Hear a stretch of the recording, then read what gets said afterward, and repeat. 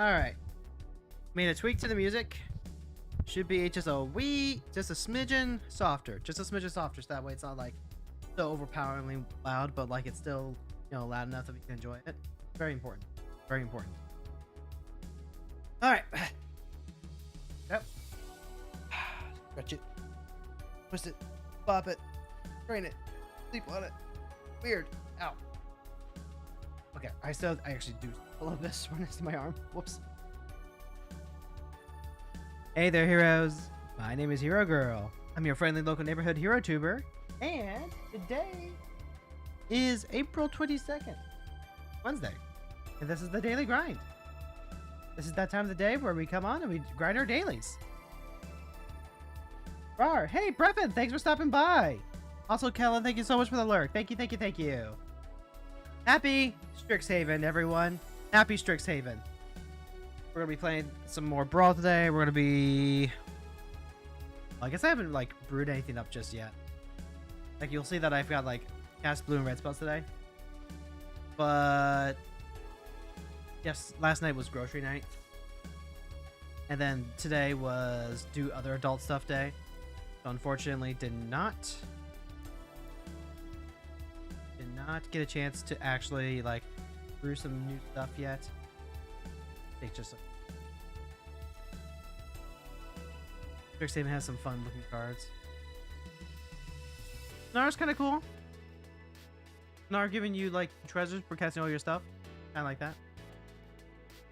Model the Ever-Changing. It's an elemental otter shapeshifter. This is so bizarre for me. Because I have a Planeswalker OC named Ariel. She is a merfolk from Ixalan. And in her story, she attends Quandrix College. She loves Quandrix. But she has a companion that happens to be an otter, blue-red otter. And to see an elemental otter shapeshifter, pretty much the exact idea that I was having for this character, just actually be a card. It's so weird. It's so weird whenever this happens. I'm like, okay, someone at WotZ is on the same wavelength that me. Becomes a copy of up to one target knowledge your creature you control to turn except to head. Notably, Myriad doesn't really have any real text in Brawl, but someday we have 4-player pods coming. Lucky, thank you so much for the 100 biddies. Mixed on Strixhaven. That looks neat, but impulse to spend money on a pre-release kit, but not a pre-release, so couldn't do that. Should just be better in time than spending money, so pass the impulse buy. Yeah, I feel that. That looks neat, but can't really afford to buy the cards. Kind of dampers the enthusiasm. My wife and I, we cleaned up at the 2-headed pre-release. We went 301. Came home with 20 prize packs after 12 packs to build our seal pools. So it was a very, very good event for us. We've pulled, between the pre-release kits and the extra 20 packs, we pulled 3 copies of Quandrix.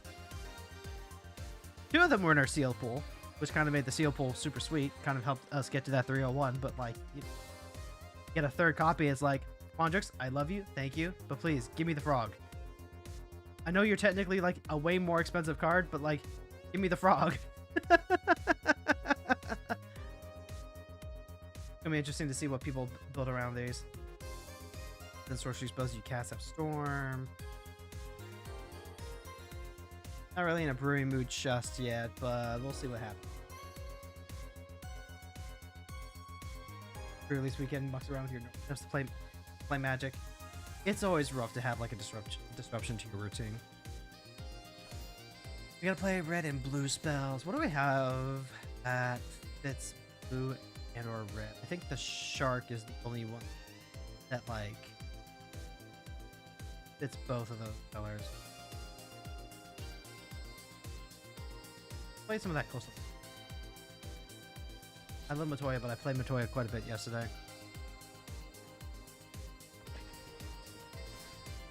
Wait, hold on. I didn't put the new cards into the Coastal Piracy deck yet. We've got Force of Will and Days in Brawl now. And if my birthday wasn't earlier this month, I'd be asking if it was my birthday.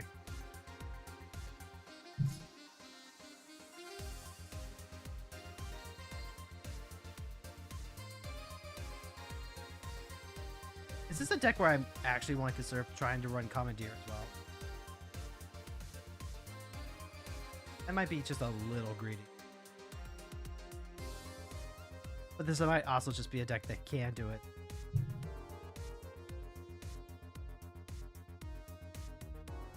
Birthdays next month! Yay! Happy early birthday! Because I know for a fact I'm probably gonna forget as soon as we get into it. The goldfish memory is alive and well. I'm gonna try cutting miscast, and what was... There were like 2 really common pieces of counter magic that I was running that I felt would be admirable, or that Force of Will and Days could easily slot into. Miscast was one of them. I want to hold on to Spell Pierce. Spell Pierce has some good flexibility in terms of what it counters, even though it is soft magic. Like 1 mana, potentially time walk an opponent is huge. Did I already cut the ninja? I want to say yeah. It looks like I did. Okay.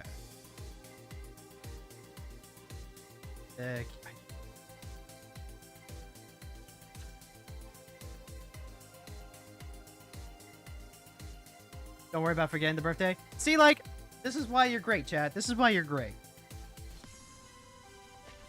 Honestly, I was watching a video by Jessica McCabe and her friend about friendships with a neurodivergent.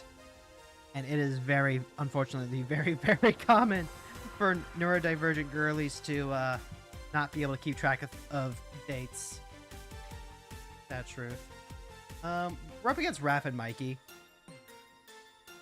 They're not a particularly difficult deck to beat, but if you're not, like, if you just try and, like, YOLO it, that could be bad. I'm gonna keep this. Launching Taunt actually does punish their ramp quite a bit. Okay. Oh, that's really bad for me. They got to play at Gemstone Caverns. What did they give up for that? Just a forest? You can exile a card from here. Okay, I thought it was just like a thing. So now they can start with like a rampant growth, and I'm actually really behind on tempo for that. Yep, there's that into the north, so that would have been some nice tempo on my part. It is what it is, unfortunately.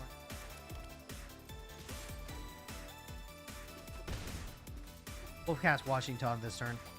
Then we'll start going into some Toma Gab looks like. Cultivate! Gemstone Cavern does tap for any color, so like if they have a bolt, they can bolt Washington. But eh.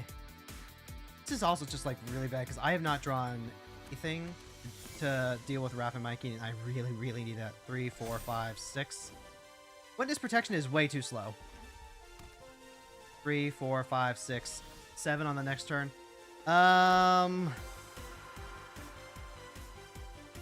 Hold on to your butts, I guess. I can go Tome. Kinda need to.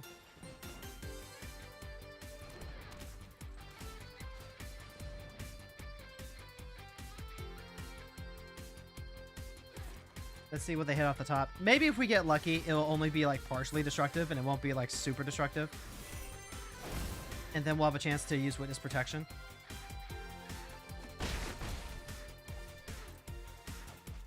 Click on the next sorcery spell we can cast. Cast as in. Alright. Here we go. I should have mulliganed. Yeah, for some reason I was thinking that... Oh, they're going to preemptively Veil Summer? Why? That doesn't make sense to me. Like, okay. Yeah, sure. Yep, they go ahead, they grab a thing. It ends up being Emrakul, so that's a cool 22 off the top, sure.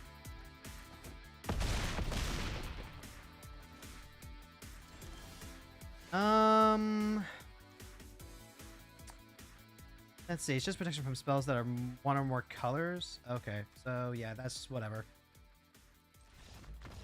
We got because I didn't mulligan to any sort of interaction. I should know better than that. If you just mulligan to, like, interaction, Raph and Mikey are just a free win.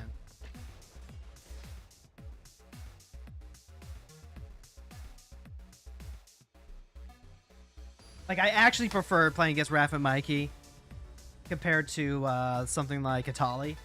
Like, Atali, they just get the value, like, instantaneously. Yeah, there's a chance that they can, like, not high roll. Force of Will, okay. Snare Master Sprite, Spectral Sailor, Tome of Gadwick.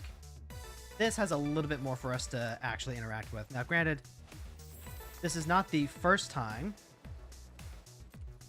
that I have seen these Rapid Mikey decks running Veil of Summer. I'm shocked that they are. Or maybe I shouldn't be, actually. Like, these decks are so fragile to interaction that maybe they need to run a card that does absolutely nothing in the other matchups, but, like, that doesn't make sense to me, right? Because Veil of Summer stops black and blue spells, sure. It doesn't do anything against white spells. So, like, what? A Swords to Plowshares or whatever, or a Authority of the Console slows you down, and then now you're susceptible to, like, just a Helios Punishment or whatever. Just doesn't make sense. I mean, I guess if you end up running cards like,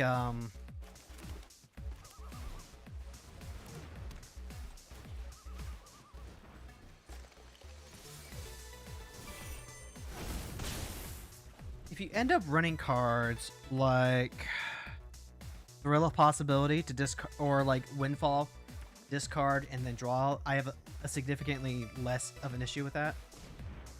Willow Haven, sure. We do want to stop, like, their raw.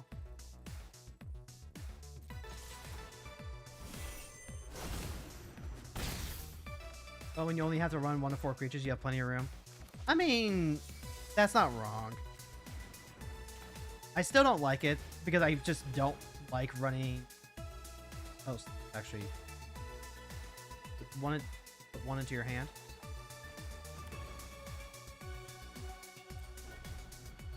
Like, the theory is sound, I guess.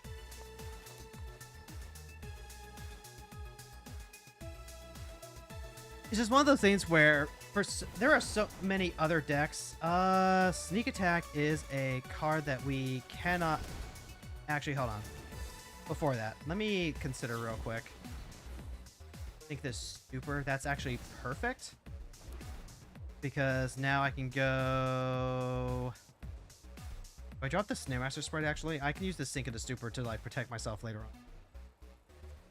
Actions. Let's drop the Snare.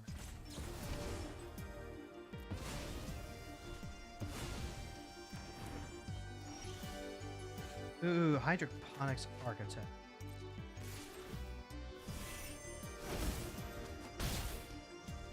And do that. Go ahead. Here's the Architect. And then pass the turn.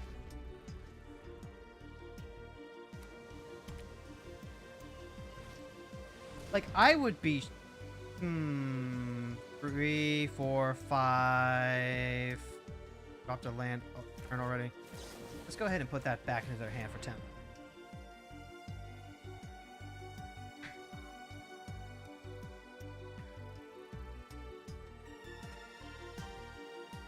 So often, cards like Veil of Summer, they've been played in decks where it's clear that they don't take advantage of what they're in for. Like, I've seen mono green decks that try to run cards like Veil of Summer, and a mono green deck is going to have a significantly harder time converting dead cards into better cards. I guess I don't hate it in red decks, is basically what I'm saying. Red decks and blue decks are probably the primary colors that can get away with running those niche solutions, because you can also run cards that convert discard into card advantage. Open Raph and Mikey, neat. Not sure they make the cut within Tovlo and Bard. No, not even close. Not even close. Raph and Mikey are like... They're a big haymaker card. I still don't think they're that good. Like, if you're running them in a normal deck, you need to make sure that you warp your deck around them so that way they never miss. Because you just want nothing but haymakers. Oh, opponent did not like us bouncing their cultivate to their hand, apparently. Well, you know what they say about it. But no. No. Raph and Mikey, you need to build the deck around them. And in these decks where they're playing like huge haymakers and ramp spells, if you like slow down their ramp or tempo, that gives you enough time to like set up, and that gives you enough time to like build interaction. And because Raph and Mikey require to attack, you get so many more options for things to do too. Like you can flash in auras to deal with them. You can just shoot them. You can counter the spell, obviously, of course. You can bounce them too.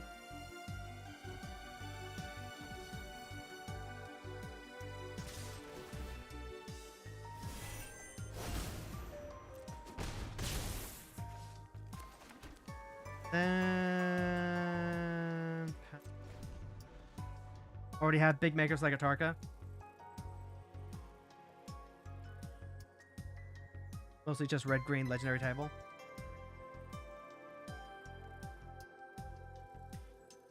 Honestly, I just don't like Raph and Mikey. Like, they're a fine card. I'm probably carrying some amount of bias concerning the fact that they're Ninja Turtles. But also, like, at least it's a universe. At least it's a Ninja Turtle card that like you have a solid game plan against. It's not one of those crazy overtuned cards by any means. I'll say it again. I prefer playing Raph and Mikey versus Atali, because as long as you can, you know, find your interaction, it's just a free win.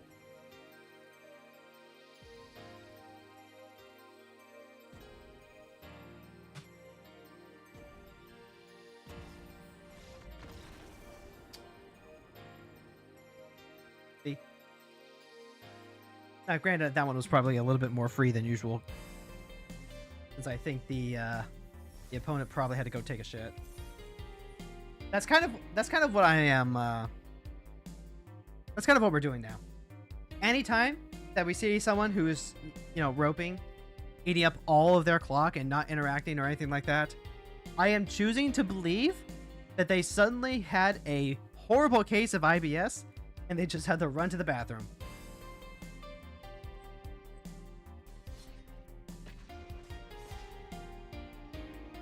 Oh, it's specifically a 3-mana Legends deck. So that way Bard class can make everything 1 mana to cast. That's cute. That's a cute idea.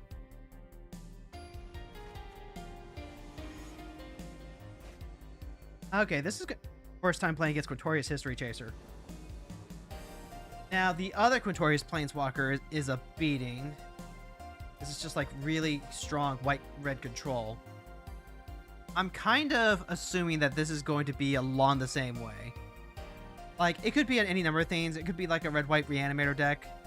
But I'm expecting some good old-fashioned red-white control, and that's going to make the Gogs of the Night significantly work. Spectral Sailor's fine. Beastbinder's in. Ponder, Wash Away, Protection, Sprite. I can make this work.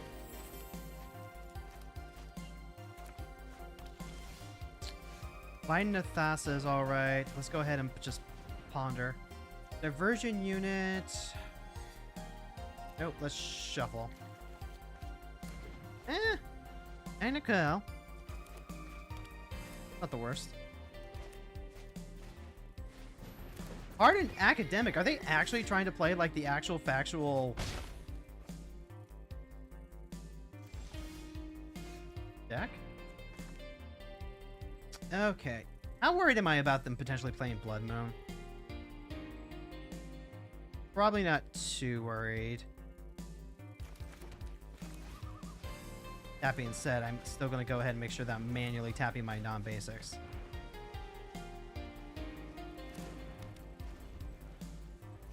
This bird is so good.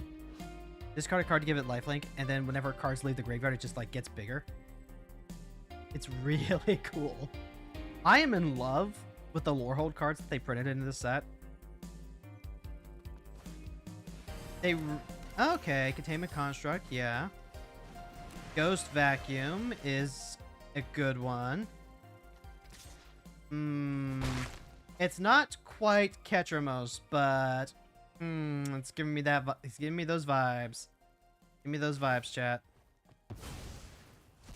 It's just whenever they leave your graveyard, right? Yeah.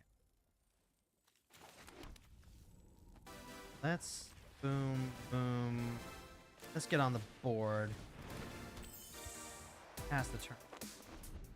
I might be dropping by Nathasa just to start converting cards.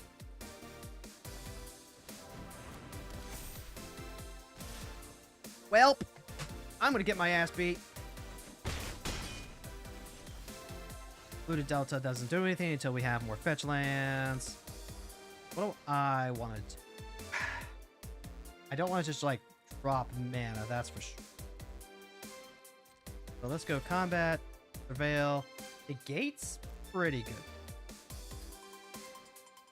And actually, rather than playing out, I could play out the bottom spool and I could bounce the containment work though. Actually, I think I like that more than I like. Yeah, I like that more than I like trying to hold up for looting purposes. I've already got a wash away here. I just need to like stop some pressure. It also keeps them from like converting immediately into a Quintor's effect. Yep. Actually, I could even counter them if I really want. But I think I'm supposed to let this resolve and try and build into a 4/4. Gate.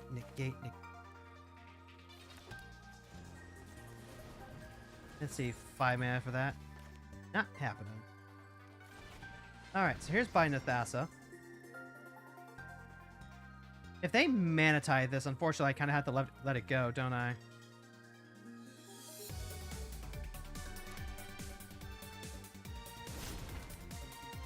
And if they just, like, remove my creature, they remove my creature. I am absolutely getting this shit kicked out of me, though.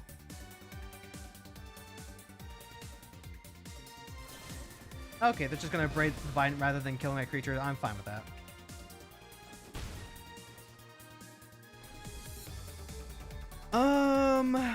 There's no reason for them to cast Quintorius, though. Like, honestly, they just have so much pressure on me. They can recast Quintorius on the next turn, which is a little bit of a problem. You're a construct. 4/4. Oh, I have to do. I'd have to get to 8 mana just to convert the negate. I am in some deep doo-doo right now.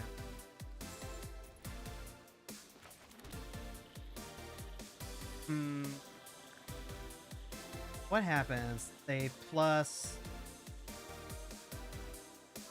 draw 2, discard. They ghost vacuum out of there, so you get a 3/2. The Ultimecia just like straight up gets eaten. Maybe I should have been not holding up counter matching, just like digging because I don't have any board presence.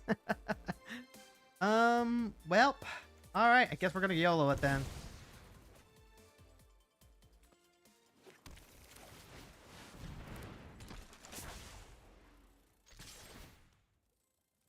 Aetherize is a godsend. Even if it does mean that they get to just like cast Quintorius again. Yep, there's Quintorius again. Discard a card. If you do, draw 2. Fortunately, Containment Construct. Oh yeah, that does just like give him a free 3/2, doesn't it? Yeah, it does. Oh, hate seeing that. Yep, just an army. What did I need to do? Just like... Yep. This is exactly what I didn't want to happen. But... at least it's not nothing. Alright, this is just... deals combat damage to a player. Creature control to gain double strike and vigilance. I can, like, keep Quintorius down, but I need to dig further. Into the Flood Maw. Return target creature. Use this to bounce, actually.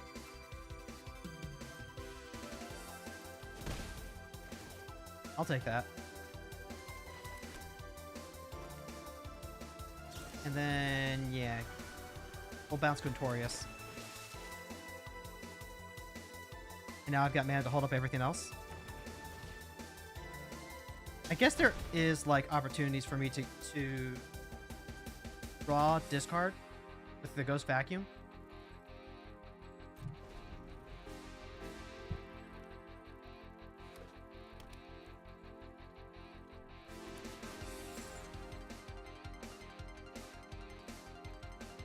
But they discard.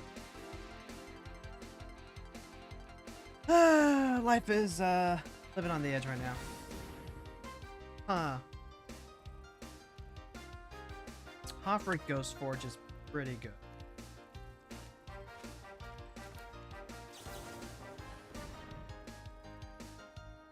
Also, I can use this Scalding Tarn now to grab Mystic and prevent them from doing stuff.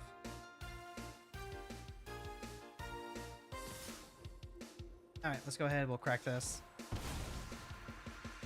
Am I going to use... No, I'm going to grab Mystic Sanctuary, I think. Now, let's just grab Island, I think.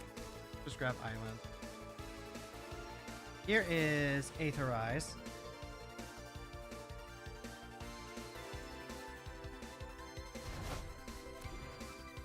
They do just get to, like, kill me with the Word Leader's Call, unfortunately, in, like, a couple of drops.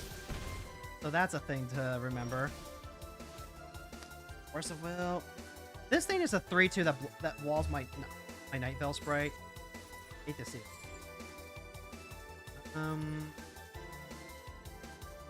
Am I just unlocking the other side? Let's pretend that the answer is...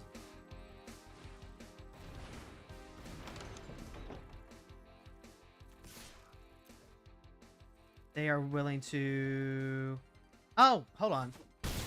They could have actually Ghost Vacuum to make that thing bigger, couldn't they? Interesting. Pass the turn. Now I can Path a Twin Veil. I can bounce the Academic if anything happens. Construct's allowed to happen. I take the 2. Fort on Fort. Very on Fort.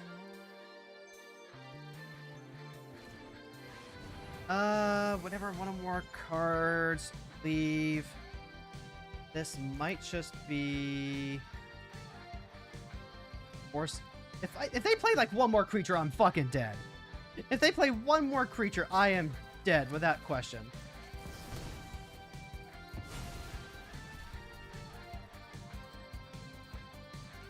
Like, literally and just straight up.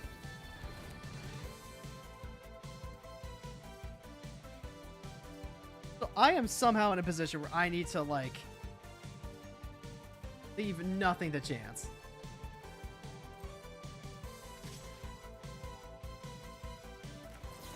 Alright. Turn target creature you don't control to its own hand.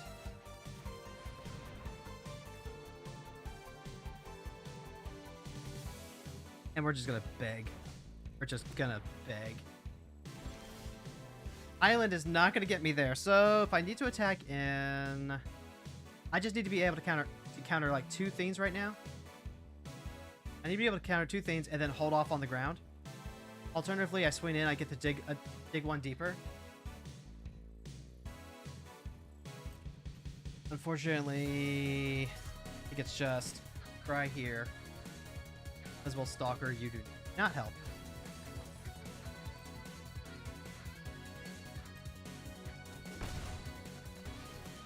Alright, so I get 2 redraws. A memory lapse and a misty rainforest is not gonna do it.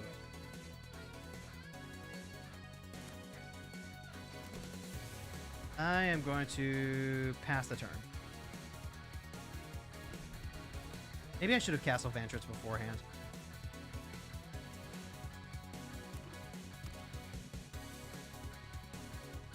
I will Agna Kiel.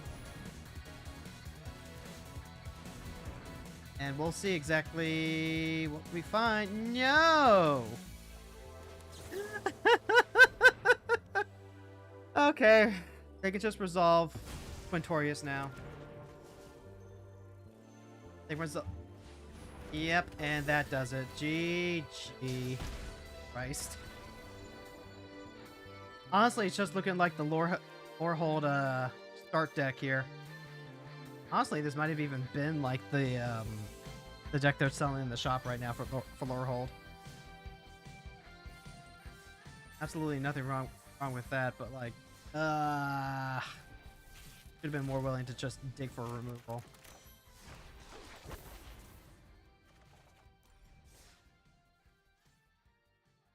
Do I need to think about like artifact ramp as something that I want to put in Ultimecia? Because I've been thinking about this. I built this as a pretty low to the ground deck, but the commander is 6 mana.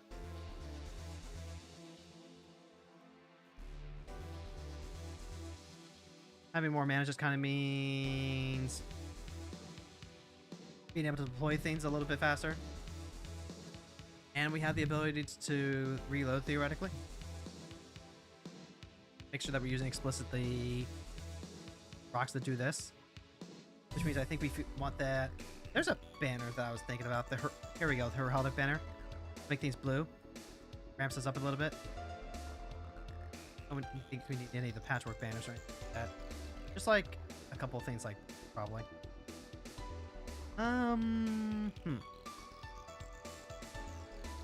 Wait, creatures. 29? That's wait, only 29? What? Doesn't seem. I know I cut the ninja, but come on.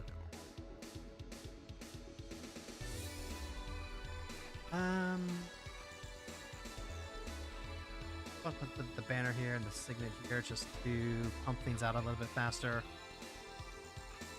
Projection, enable screen, tome, pierce, ponder, mantle. I know what you're gonna say. I know what you're gonna say. The mantle is no good. The mantle's no good. But I really, really want to see if I can make this thing a thing. And just every time it says like, no, mantle tides cannot. Which is just such a shame. Start, invite Rana. Might be past a 12.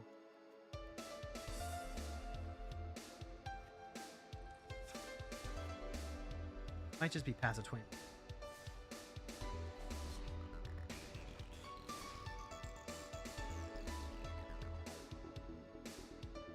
Not like a lot of rocks to add in, but it's some amount.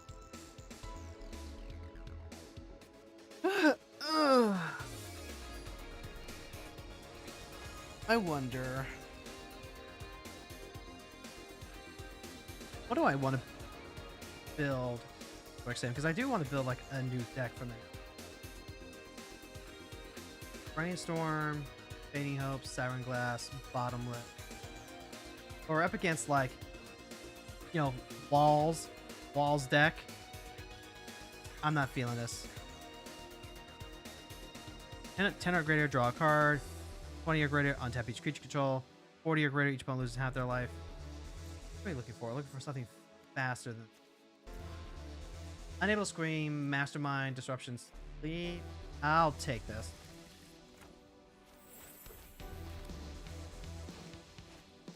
The sequencing in this hand kind of plays itself. We can go ahead, we can go play our second island, we'll hold up Disruption and Mastermind.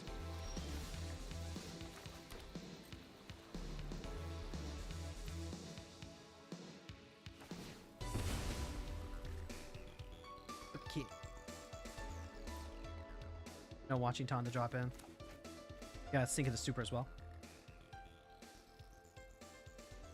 When I really get like into trying out a deck, I get really into wanting to like iterate a few times. So maybe what I should be doing. I mean, right now we're just kind of iterating on ultimate. Fine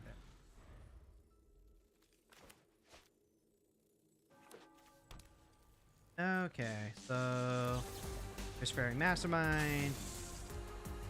Looks like they have removal that they can use on it. They're not going to. Now I have a decision to make. I can play Grazlex, drop protection. Otherwise, I'm waiting like a couple of turns. Yeah, let's go ahead and do that. We'll drop protection for like a turn, and then if we get to untap, we're fine. Otherwise, if this is like a mana tithe. Oh, they're gonna Path to Exile. Even better. Guys, don't play Path to Exile in your multicolor brawl decks. You have options for better removal than this. I promise you. Go ahead and start attacking now.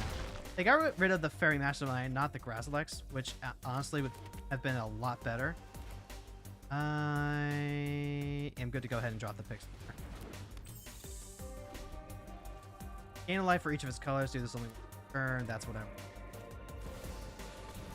Yeah, you can go ahead and gain the life. I'm gonna go ahead and convert the disruption now. Feels awful. Feels awful to be on the other side of a pay one. This is whenever a creature attacks, you make a map token. If 2 or more artifacts came into play, we get the thing. Prevail 1, Prismatic Vista, not what I'm looking for. We get Mausoleum Wanderer. So here's Navigator. I'm not going to drop the Stupor. Cornucopia, there's a card you wish you opened during that set. Well, it's from the big score, right? So chances of opening these cards was pretty low as is. They already took a set style that no one wanted. And they said, no thank you. They just squished it into everything. Counter spell, the target's an artifact.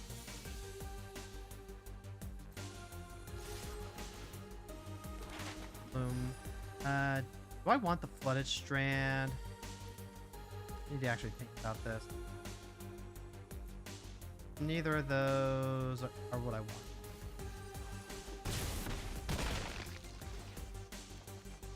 Ooh, Odawara.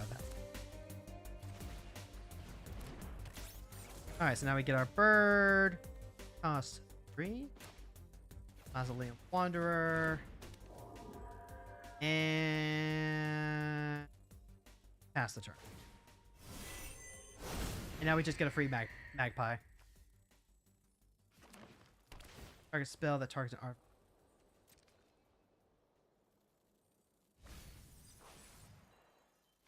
Liked it better than Outlaws of Thunder Junction. That's not saying a whole lot. Do I care about Garrick? So this is literally just Abzan Super Friends is what it is? Okay. I mean, you get to kill 1 creature now. Oh, you're gonna make wolves. Sure.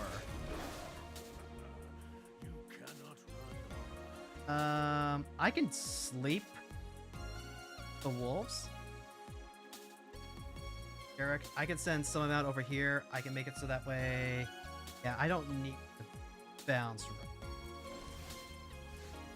Disruptor's all.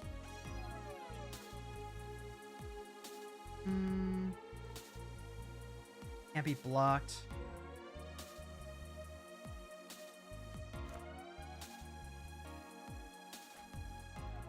How much power do I want to use? 2. I can make. You know what? Let's explore real quick on Grazlex. Okay, so that's a. How do we want to do it? I want Thieving Magpie to hit at least. Means I can send 1, 2, 3, 4 at Garrick. Yeah, I'll just go ahead and sleep. Next, go to combat. You always hit here. You and you can get over here.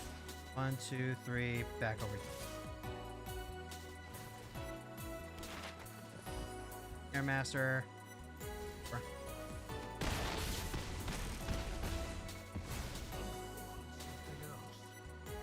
We get to draw a Heraldic Banner, which is nice. A Fairy Seer, which is nice. Literally just tapping down for the sake of having another effect come to play. I mean, maybe I'm actually just setting myself up for a Wrath here if they're going to be Abzan Super Friends. They do get to just like draw 2 cards. They play Lily and then -2. I don't know how we feel about that. Dropping this. Oh yeah, hey, there's the Wrath of God.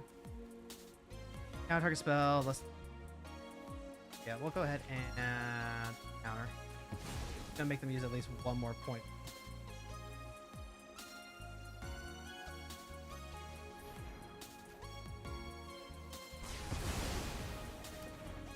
Which means that Lily can come down next turn and wipe our board.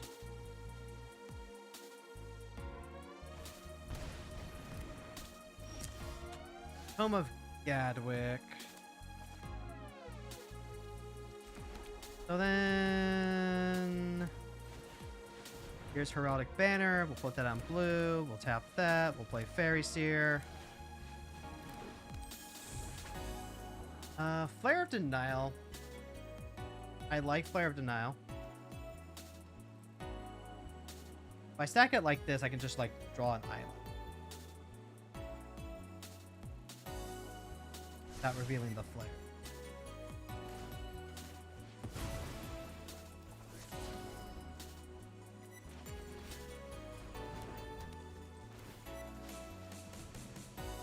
Pass the turn. I guess their big dragon comes down. Oh no, they just have Elder Reborn to get back. We're doing okay. It's just a matter of the fact that we committed a little too hard when I thought about the Wrath just a little too late. This is not a usual build for Betor. Like, at all. Absent Super Friends is certainly a decision.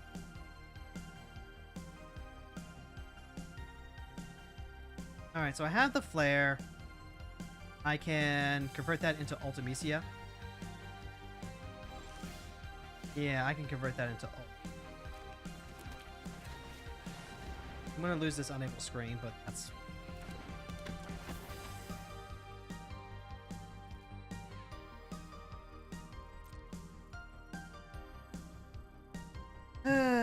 just sucks. Maybe this really should be just be a Grazlex deck. Switch Ultimecia to like a mono blue deck. A mono blue control deck, kind of like what we're doing with Matoya. Might be the only thing that we can do.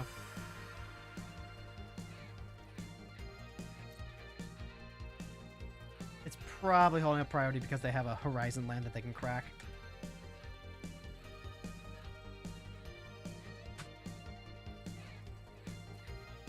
How many creatures did I lose? I lost Disruptor, Fusion Void, and Pixie. I mean, the Magpies were free. There we go. Yep. They figured it out. Yep. Go ahead. Discard. If they play the dragon, I'm not going to care about that. Even though the dragon kind of like walls Ultimate. Yeah.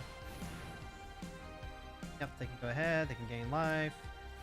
I'm going to counter Lily and pray to God that we can convert before Eldest revives. Oh, they're just going to destroy. Okay. Now they get to grab whatever creature they want next turn. That can be Garrick. That can be... Yep, I'm going to call it done. GG. Unfortunately, our deck flooded out really heavily despite having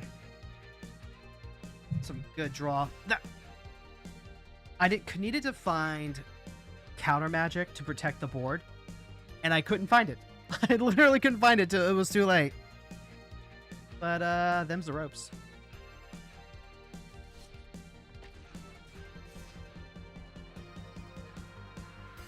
We had to have dug through like what? I want to say that was like good 3 to 5 turns. So 10 cards if you think about surveil plus the on hit draw, and then 5 more cards from the actual draw step. So we probably went through a good 15 cards. Couldn't find board protection. Sometimes Magic is just disappointing. And you know what I think? I think it's hard to live with that disappointment sometimes. I think when you spend a lot of your life having to constantly grapple with disappointments, betrayals, abandonments, stuff like that, it can make bosses like that for Magic harder to handle. What do you do when that happens, chat? Because I feel like there's only so much that, you know, admitting that that's just how Magic be can go. Golo's Tireless Pilgrim. What?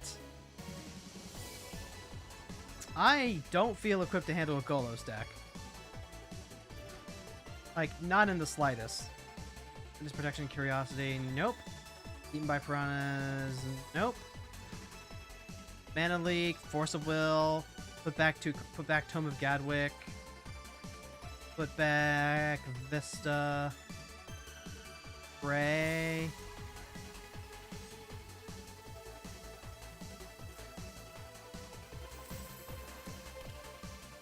Hey, that's banned? Not in Brawl, buddy.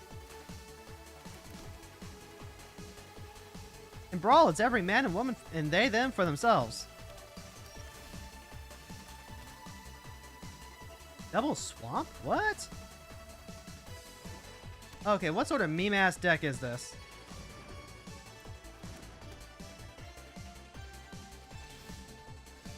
I am both confused and concerned now. This has to be like... Is this like a box deck? No, that doesn't make sense. Oh, it's Dark Depths combo. That's what it is. I get it. I get it. Okay. Well...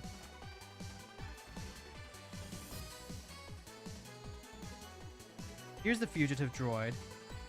So they're going to go with Dark Depths combo. All they need to do is cast Golos, search for Dark Depths. Opposition Agent. How much do I care about that? If I have any fetch lands, they're turned off for the rest of the game.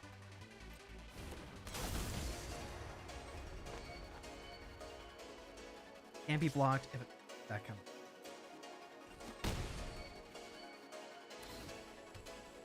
Cascading Cataracts? Sure. Mana.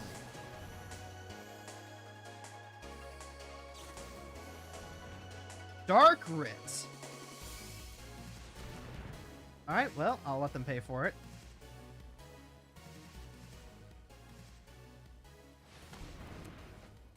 And then here's a Force of Will, I guess.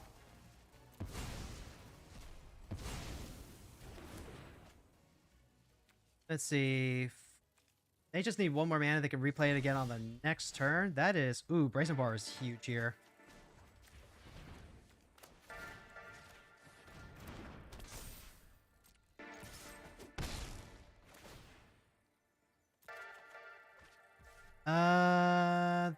Is there a chance that they can do it next turn? Maybe?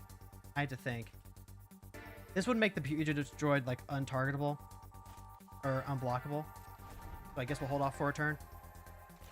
But the Brazen Borrow versus the Dark Depths is real. Assuming, of course, that's exactly what this is. Interesting. So I don't need to spend mana on Goggles of it. Let's just see exactly what happened.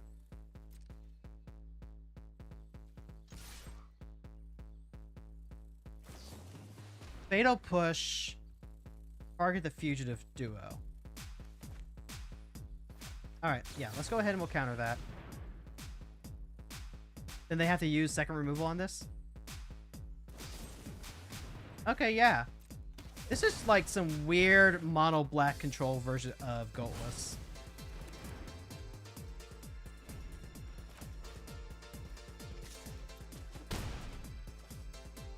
Alright, they've got a 3-2. Not nothing. I think I'm gonna hold this land to loot. No, it's gonna be the goggles.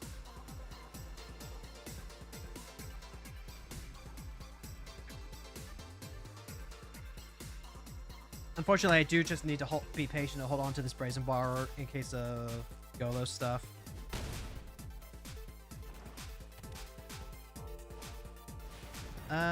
Let's see if we get lucky. I think I'd rather get rid of the goggles at this point. Alright, yep, Golos is down. They still have the Cataract, so they can go ahead and use the Golos ability. What did I say? What did I say? Dark Depths all the way, baby. 4, 5. Miserable. I mean, I had the mulligan down to 5, and I couldn't beat a 3-2 kicking my ass. So that is a personal failing on my part, apparently. Nah, that's too harsh. Ooh, utter insignificance. That's relevant. Let's go ahead and do it now, then. Alright. So now what do we do? I have Ultimecia. That doesn't stop them from, like, kicking our butt there. Guess I'll play the Diversion unit so I can trade with the 3-2.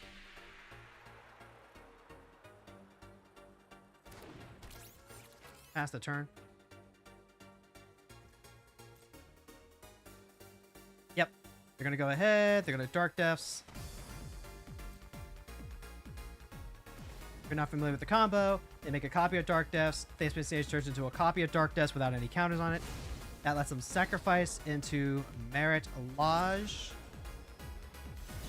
And we're just gonna Petty Theft that away.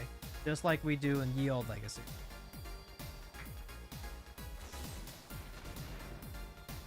Destroy target creature.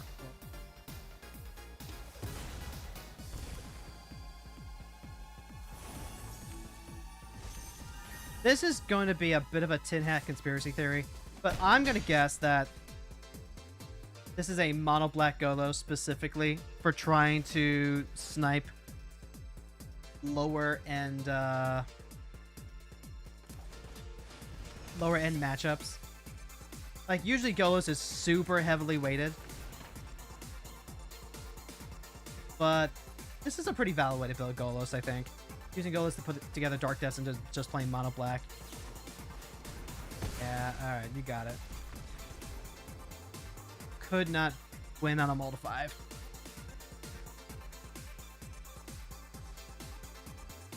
Okay. One more, and then we'll move on to Final Fantasy. And I will send Ultimecia back to the drawing board. I like this build, actually. I really like this build. I just don't think Ultimecia is the commander for it. Like, what if we just treated her as like a 6-mana 4/4 that draws a card, I guess? Nah, that doesn't... Oh, hey. Witherbloom. Affinity for creatures gives your instants and sorceries affinity for creatures. Okay. This hand doesn't do anything, but it is heavy on interaction. As soon as we hit like any creature, it gets really good. I don't know how I feel about trying to hold on like this. Like the Thoughtseize, if it takes the disruption, we just lose like a land. It's also not going to be very proactive. Honestly, I really shouldn't be keeping hands like this now that I think about it. Wait, what? Oh my god. Oh my god, I feel so bad. They have an Arid Mesa in a black-green deck. This might have been someone who just kind of added all of their fetch lands and didn't think about it. They didn't think about it at all. We got bailed out of our questionable mulligan by a questionable deck building choice.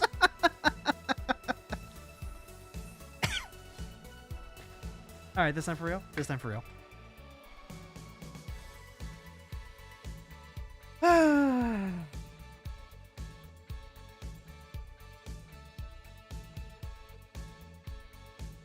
By the way, chat, I mentioned yesterday that today was going to be questionable because of therapy.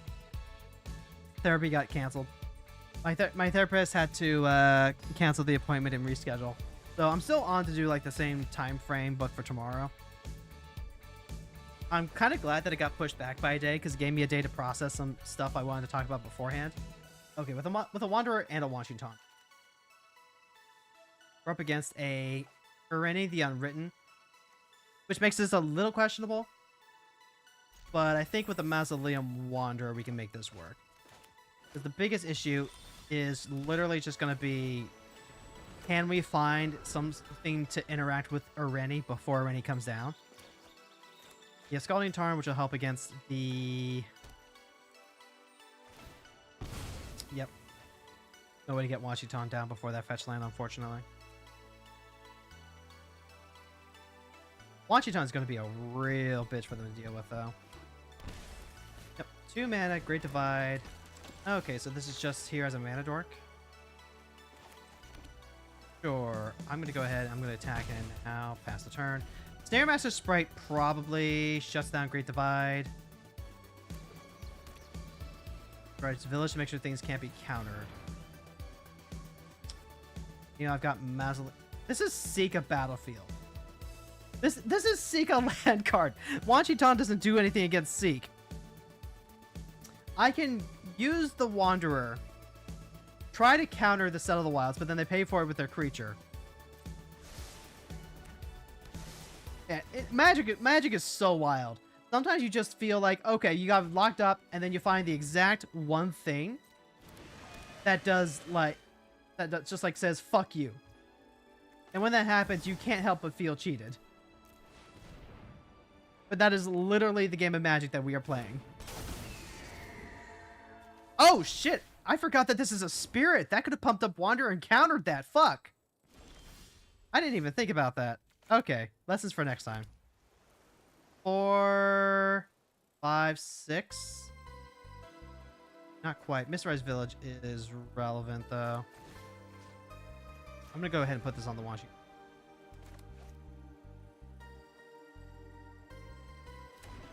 And then we're just going to go ahead and bounce it.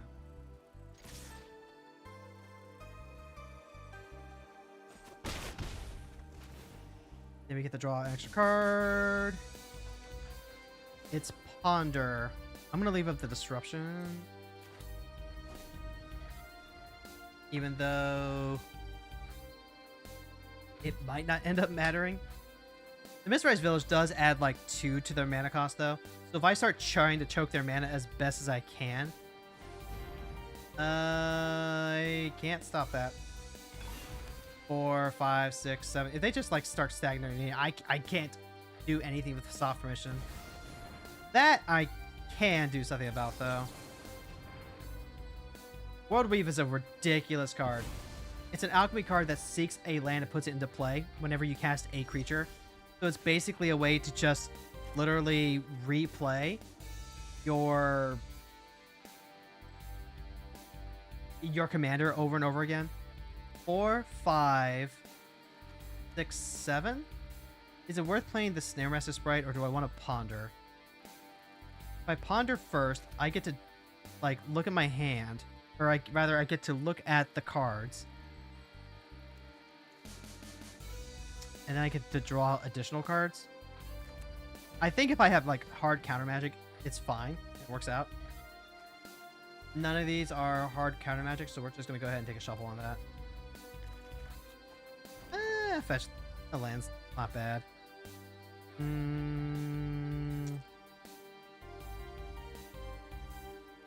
Got negate, not a lot else.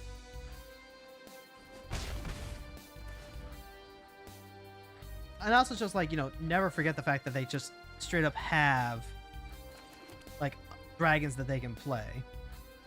Like I can play the Snare Master Sprite, keep the mana dork tap. That's 4, 5.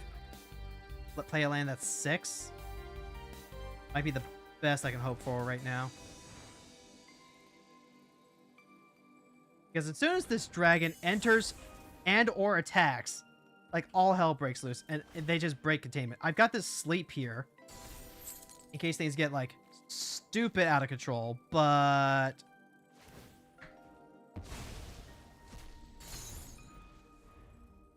yep, there goes vacuum, gets to eat ponder. Case in point, we have this dragon here that destroys my land. Now it's just like a 4/5 that's gonna try and wall me. Okay, how do I feel about this? I can sleep them.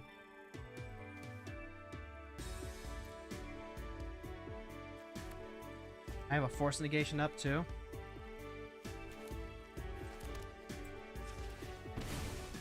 We're just gonna have to keep doing our best.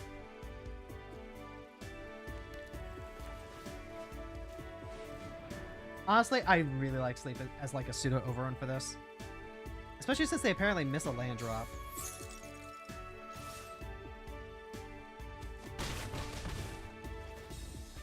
Alright, get to draw yet another card.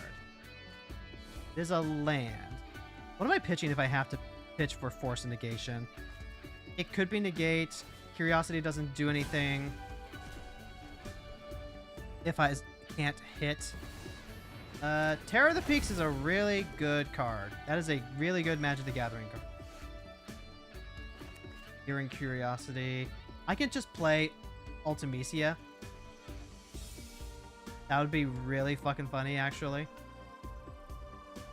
Now they play like any dragon, like I still just like get shot to death, but I get to draw 3 cards. Enduring Curiosity kind of does the same thing. You know what? I've talked myself into it. Just fucking YOLO it.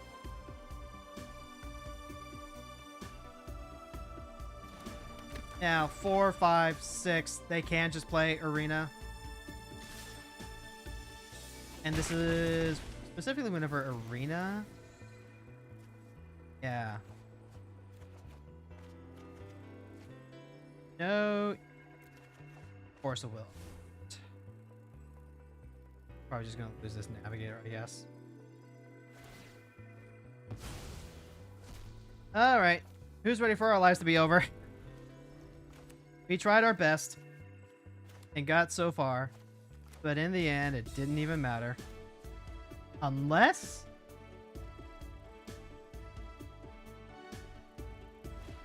So you're telling me there's a chance?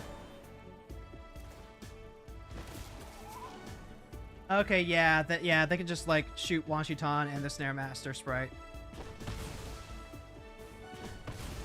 Honestly, we drew a ton of cards off Wanshitan. We got the value there. I just need to find a way to like push through to this final moment. Okay, how do we get through this? I can attack him with Ultimecia. Trade with a bunch of stuff. I'm kind of out of tricks, chat. Kind of out of tricks. I can use Eaten by Piranhas, make the Terror of the Peaks smaller. I've got Grazilex, replay the Snare Master. Grazilex, replay the Snare Master, tap down the Hellkite. Eaten by Piranha. Let's see. Eaten by Piranhas. Deals with the Terror of the Peaks, so that way Areni doesn't just like shotgun us to death. Oh god, I am so close. So close, and I just can't get there.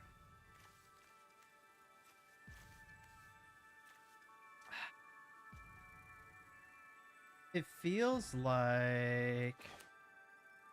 Now, I've got 6, 7 mana. Eaten by Piranhas with Grazilex and replace Sprite would literally be 1 more mana than I have.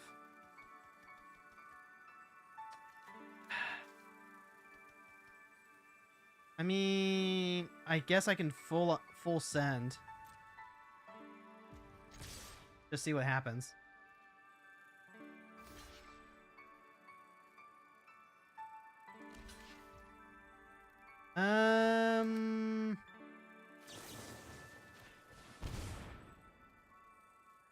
Sure, I guess. Nah, they got us. They blocked it, and now we're just gonna go ahead and pick it up.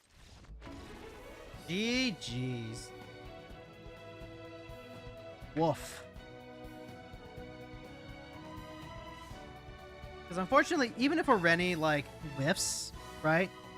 Even if a Rennie whiffs, they still have a giant 7/7 and enough mana to like recast them. Meanwhile, they've gotten up the board completely, and I have no way to punch through. Feels bad. But that's how Magic goes. I'm gonna keep saying that until I can believe it.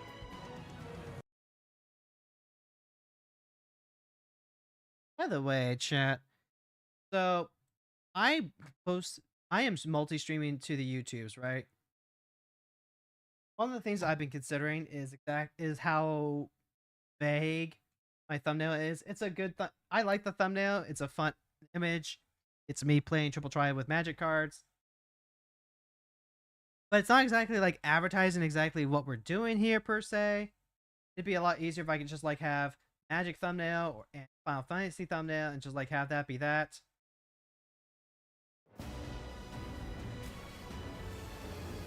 But trying to like find I'm struggling. I'm struggling to like think of a good thumbnail idea that very clearly communicates, hey, this is a stream where we do one thing and then we do this other thing. I've got like ideas. I've got ideas to just like do half and half, but I'm not satisfied with those. Variety stream? Fron, it's not a variety stream though. It's not a variety stream. We do Magic. We play Brawl on Arena, and then we play Final Fantasy XIV and do dailies. That is all the stream is. It is not varieties. It's not variety stream. It is very consistently the same thing day in and day out. It's a consistent variety of things. It's two things, Fron. It's two things. I no longer consider myself a variety streamer. I am a Magic and Final Fantasy streamer, like pretty explicitly. So I need something that communicates, hey, we both do Magic, and also we do... Yeah, and more than one thing is a variety? No, it's not! No, it's not! Okay, you know what? Webster, what do you have to say about this?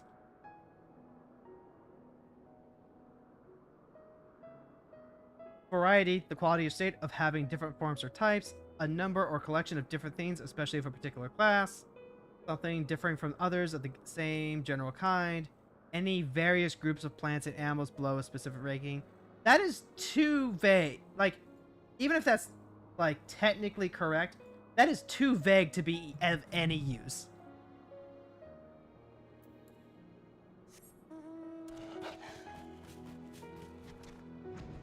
Like, you realize, like, and even besides that, right? Even besides the fact that it's too vague to be of any use, at least in the streaming sphere, it tends to have a specific connotation, you know? Like, the word itself is too vague. The connotation is, oh, you know, we're going to be playing, like, several games, and we're going to rotate through several things, and, like, some of these are going to be one-offs, and that's what we're going to be doing. You play 2 games, that's a variety of games, but you do get what I'm saying? Then fucking say that to begin with, Fron! Like, I'm laughing, but I'm actually, like, legitimately a little frustrated. I'm sorry, but...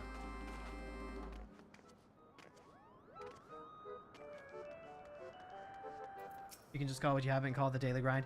See, that's not really that issue that I've been having, right?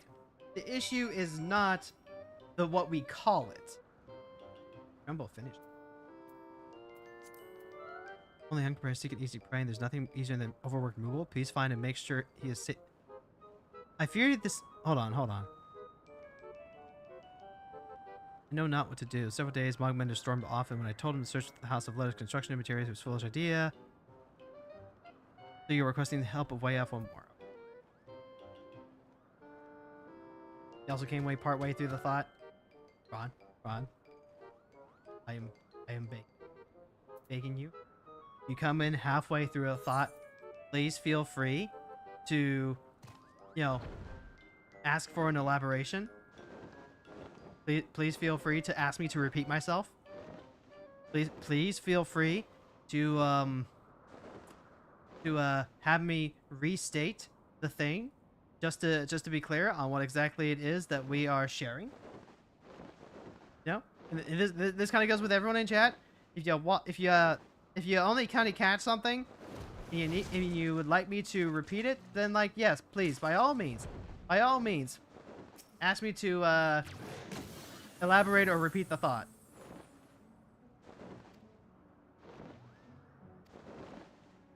We have to do dragon.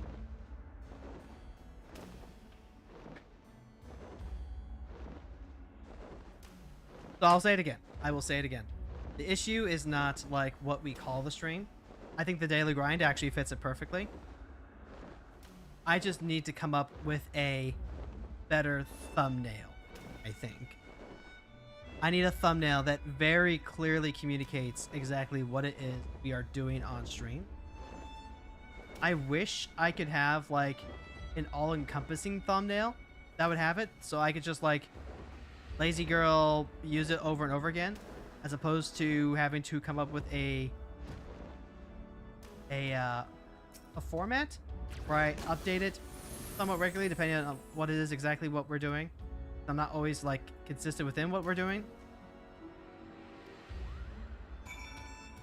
If I was just streaming Magic, right? If I was just streaming Magic Brawl, then what I could do is say, okay, today we're going to play one deck. We're going to play one deck, and that is all we're going to play today. And I could use that deck as the thumbnail. I could be like, we're playing Matoya today. We're playing Ultimecia today. We're trying this out today. We're trying that out today. And that would make the live stream VODs a lot easier to navigate. But even within a single stream, I bounce around between different decks.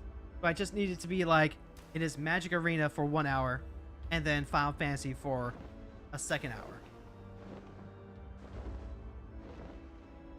And I'm thinking in the the language of YouTube thumbnails. This is the lens that we're thinking about this, right?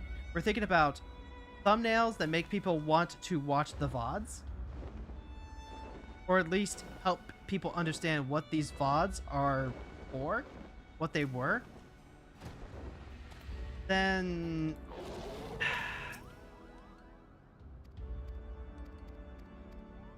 the only thing that I can really come up with is literally a side-by-side. Literally a side-by-side of, Arena on one screen and then Final Fantasy 14 on the other. But one, it feels kind of tacky. It feels very... I don't know. I'm picturing red and blue Pokemon covers side by side, except also not. It's weird. It's hard for me to articulate that part.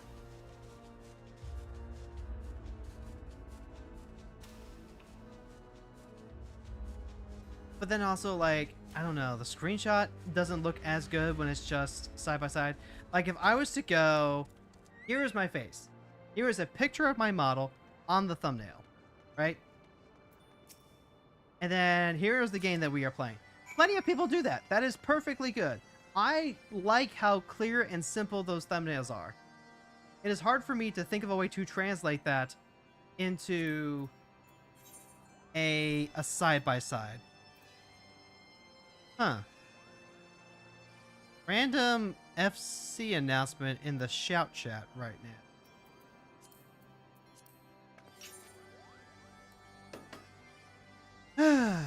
There is another solution to this, though. There is another solution to this.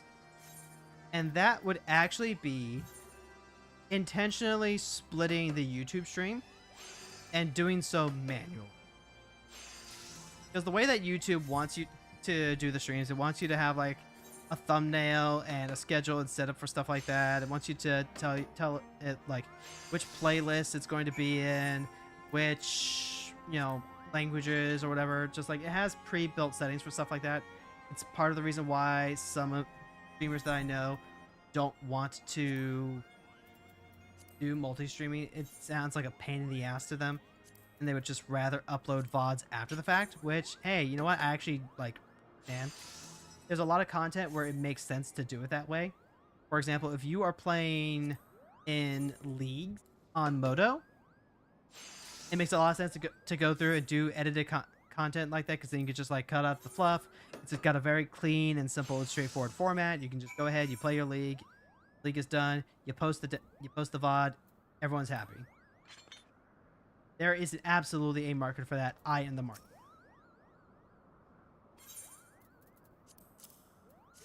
What someone like a Northernlion does is he will cut the recording. He will cut the recording and then upload the VOD separately. And like, say what you will about his thumbnails literally all being the exact same format. The man has his recipe for success. The man has his recipe for success. It's working for him.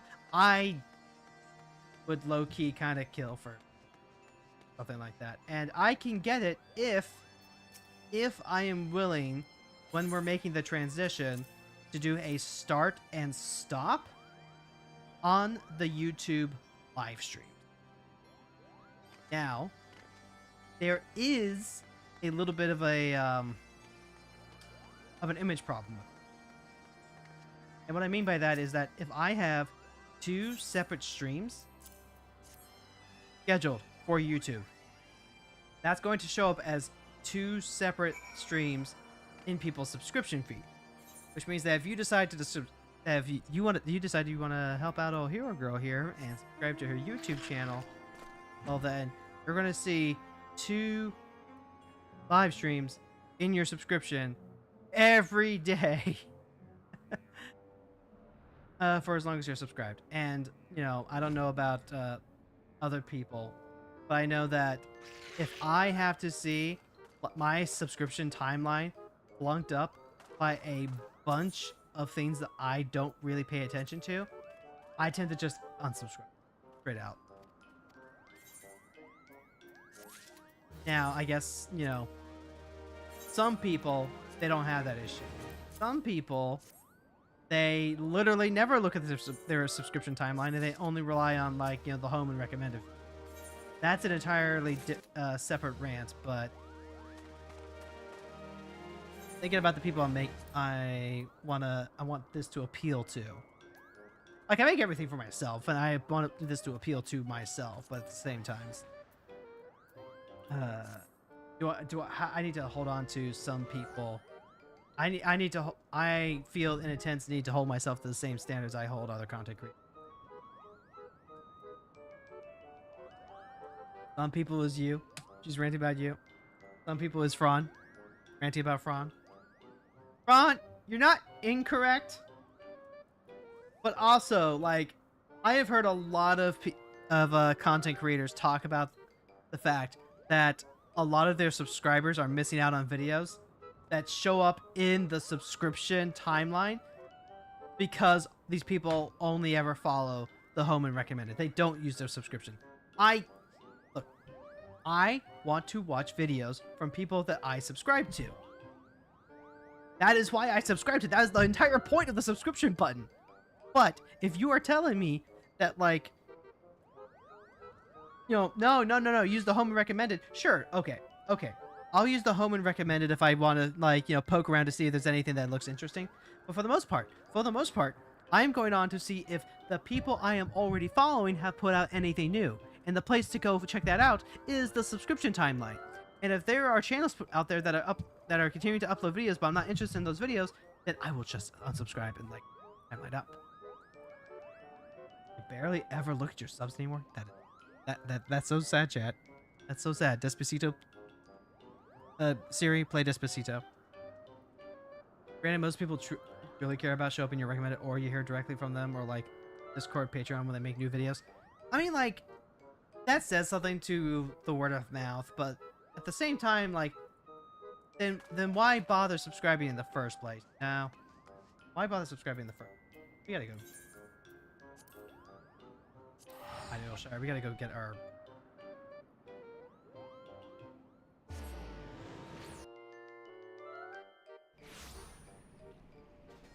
Also, chat, I remembered that part of the reason why we're reliant on weekly so much is because DPS is such a pain to run through the roulettes. So weeklies will continue until DPSs are maxed. Alright, on the docket for this week. Yes! Score! 1 front lines, please.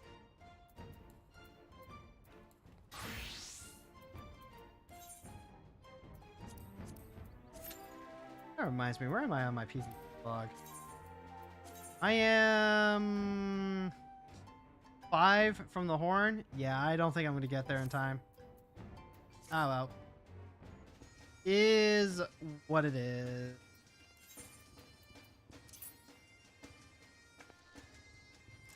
Because you know your interests go in cycles, and that someone you're not taking right now doesn't mean you won't later. I mean, like, there's being aware that the things you like go in cycles and that you know you're going to like come back to someone later.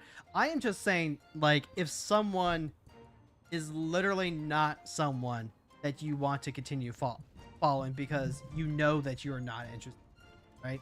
Like, there are moments where I followed someone for like a video and I go, okay, great, I want to see them put out more videos like this, and then they just don't. This happens a lot with newer channels that I find they have like a very small catalog of videos, but then the direction that they take their channel is one that isn't like bad or anything like that. This is not a judgment on the type of content that they end up making, but it's just a, nah, this isn't where I thought this channel was going to go. We'll just go ahead and clean things up. Infinite Whimsy, Hope, and Belief Hero. That's not Whimsy, Fran. That has nothing to do with Whimsy. You can't keep using Whimsy as an excuse for everything, Fran. Is that the Songbird outfit? Yeah, that's the Songbird jacket. They're using a... Okay, this Portly Lover's Cane. That's one of the...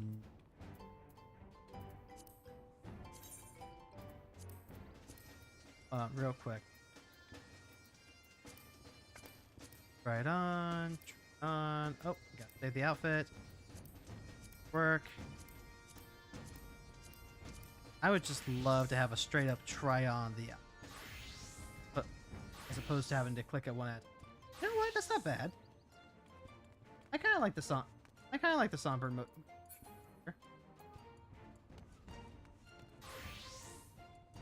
See, yep, they got the Bunny Chief tights. Okay, that's not bad. US Guardian Starlet's offending. That's an piece.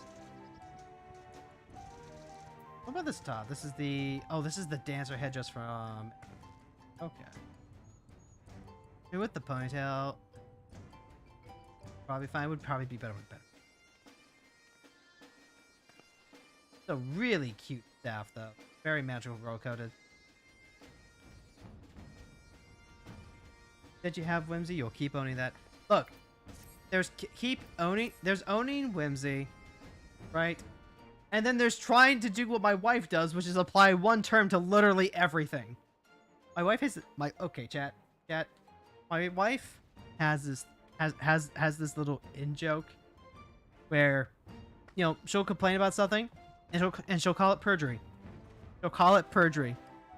If I try and like, you know, if I try and like call her out on something, if I try and like, you know, point out fallacies or anything like that, you know, always when we're just being silly little guys, not doing anything serious, obviously.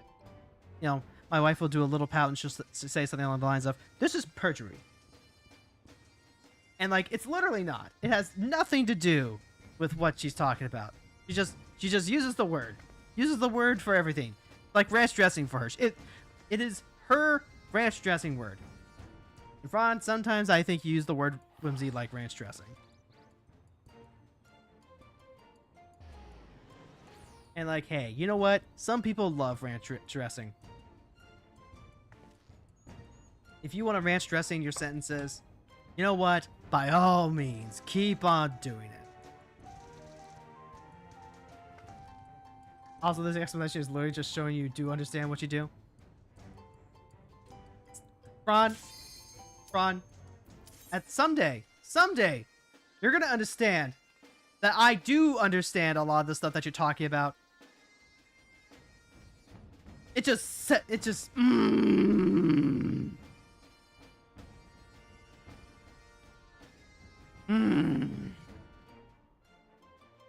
Knowing the how, knowing the why, none of that matters, my friend. Feelings don't care about facts.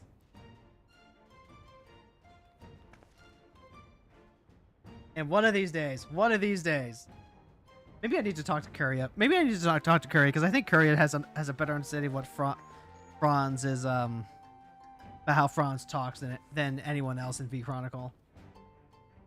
I actually think that.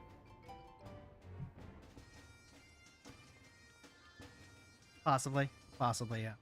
So like, there is a phenomenon that comes up in communication that my wife and I have struggled with. Because I do something very similar to her a lot of the time. Very often, she will share a thought or a feeling that she has. And my instinct is to like, explain why the thing is, right? Like, I'm not even, like, disagreeing with the thing that she said. Like, I just kind of... I just knee-jerk say, well, it's because of this and this and this and this. And her instinct is... I am trying to defend and push back against the thing that she said, even though I actually agree with what she said. I don't know what it is, right? Anytime, even if it's something that's supposedly neutral, just the neutral, even like the vaguely neutral statement of, you know, explain why a thing is the way that it is, feels like it's defending the thing. Like, the thing could be bad, the thing could be good, the thing could be whatever. It really, that's not really the point. The point is, like, trying to explain why a thing is the way that it is as your first initial response has that effect. It has the effect that you disagree with the statement that is being made, because why else would you be saying why else would you lead with it, right? So what I have been doing to avoid this confusing thing, because when I lead off with explaining why a thing is the way that it is, oh right, I forgot to switch classes. I need to. When I lead off with why a thing is the way that it is, my wife and I instantly get into a fight that I had no intention of starting. We argue, we go back and forth, and ultimately what we end up figuring out is, no, I agree with her statement, and, you know, she took my explanation as pushback, I took her pushback as pushback, and we both end up getting really defensive. That is not an intuitive thing to understand. Especially between two girlies with autism. Like, that is just... It's honestly been one of the hardest things about learning to live with other artistic people. But we've worked through it. And part of, you know, trying to reconcile that is to start off with whether or not I agree with the statement being made, right? Like, we've been watching Subway Takes ever since my wife found it. So, I start with 100% agree, 100% disagree. Just to make my stance clear on what it is that I'm going to be doing. And it's helped a lot. It has helped so much with avoiding, like, that just, like, whiplash. God damn it. I fucking forgot to... I forgot to... Got to do the thing, chat. Got to switch back to being a ranged DPS. So I guess I'm just going to play. I guess I'm just going to play Dragoon until I die again. Whoops.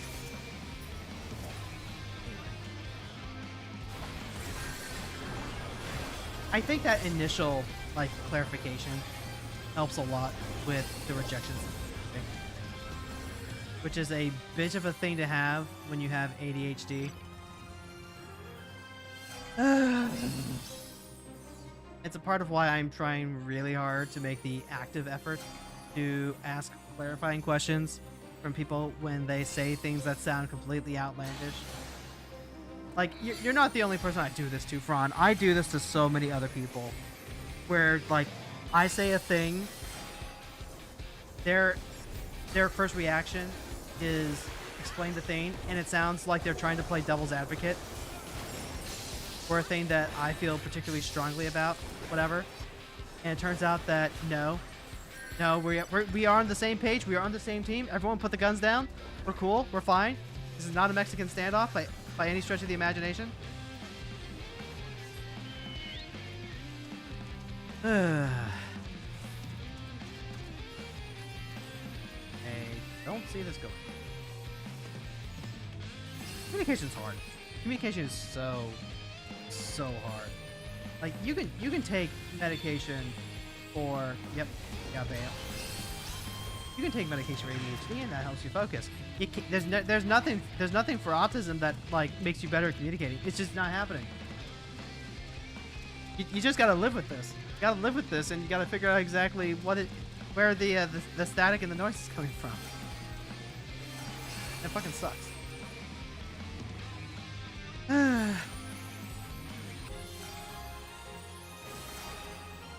Now, there is the downside when it comes to both streaming to YouTube.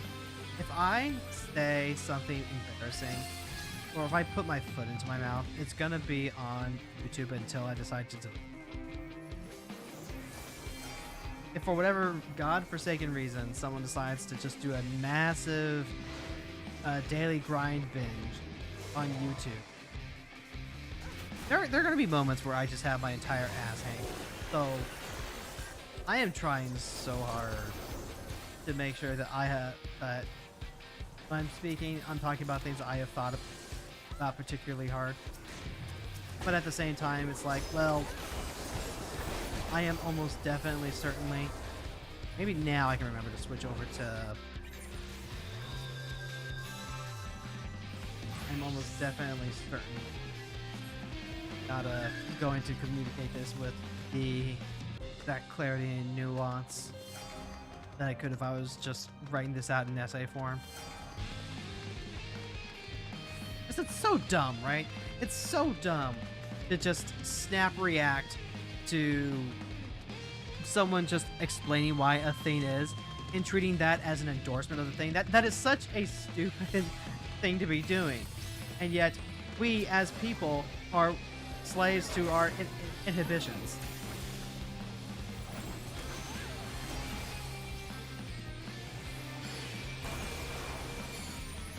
Yeah, is it any wonder that, like, I am really sad that I missed out on therapy today?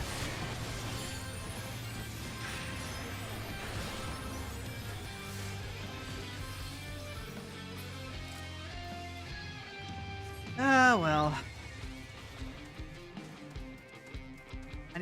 Okay, Jet, we need topics. We need to get that back into gear. We need to talk about the fact that 7.5 is going to come out next week. 7.5 is going to come out next week. I'm pretty sure they said that Beastmaster is going to come out later in 7.5, I want to say. Like, it's not... I don't think it's going to be there at launch for 7.5, but they've been including it in the trailers, so I'm kind of confused. I haven't had a chance to actually, like, look at it.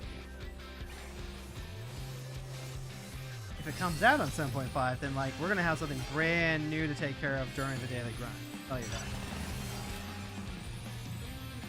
Although I also have to do my mage spells.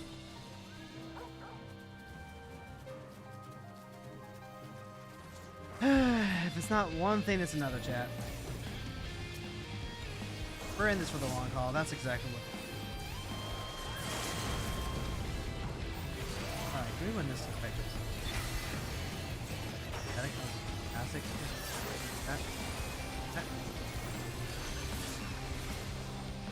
Oh, I think we did get that done. Oh my god, we are so fucking behind. We got like 300 points and the mouse round 1200. That is insane.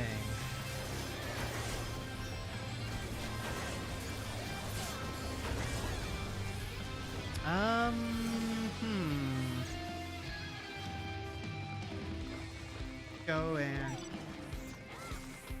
take some sip. You know, I've been jokingly pushing Jess to stream some more unfair flips because I've been thinking about how we need to move out of our comfort zone, get better at the yapping. Like, I'm already kind of doing that. I'm already like actively practicing each day, get better at the yapping. What we're doing right now, in fact. Oh, that was a fast one. Well, I'll take that.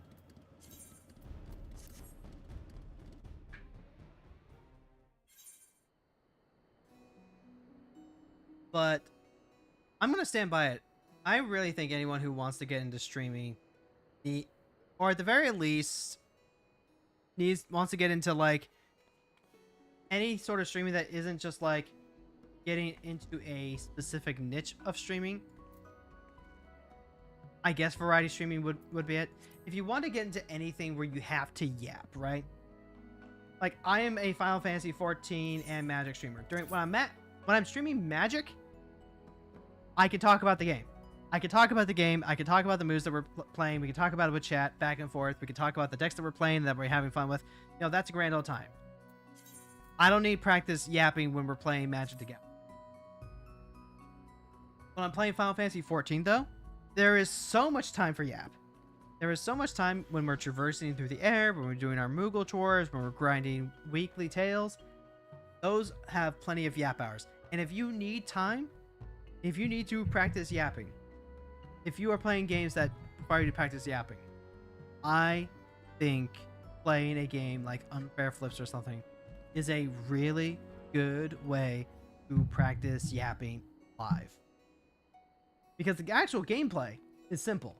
The actual gameplay is simple. So you could just like, you know, idly click it. You can idly flip your coin while you yap.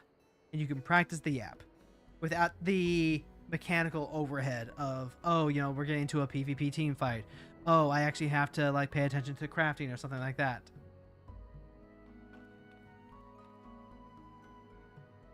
I'm actually starting to wonder if I yap too much, right?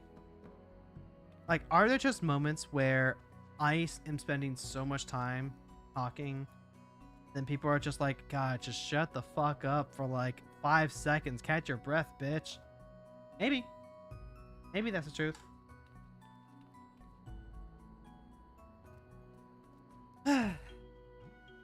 Or maybe it's the top. Maybe it's the topics. Need to be able, because like, how often do I lose my focus, chat? How often am I like, wait, chat, what was I talking about? How many times do I start talking about a thing, get interrupted to do the thing, and then just like lose my train of thought?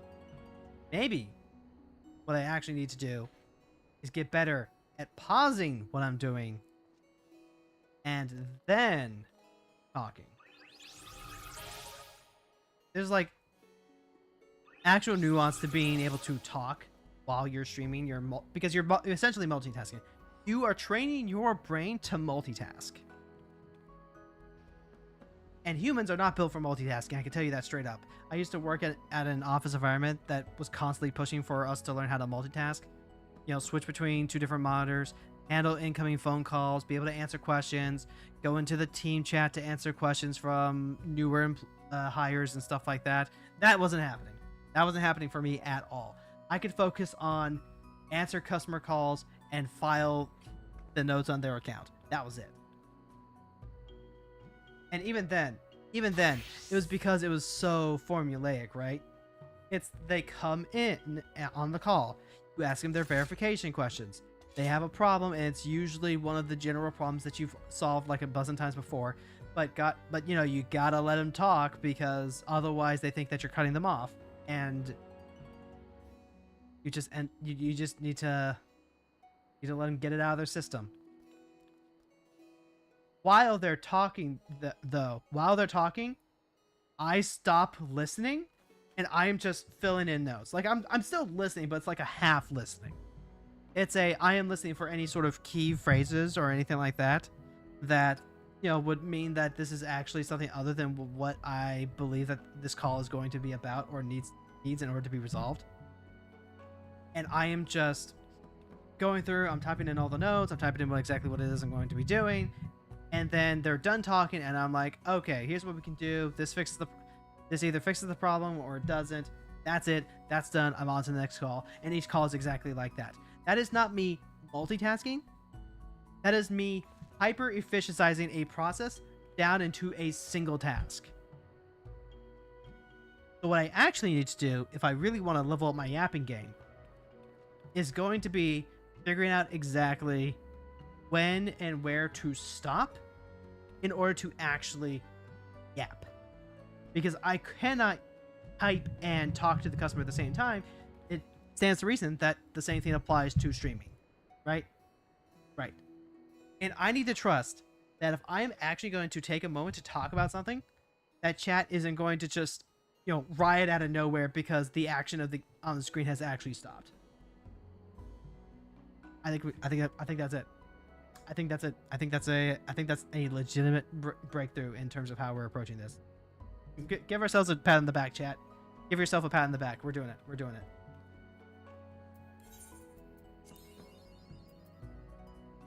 Font again. Big.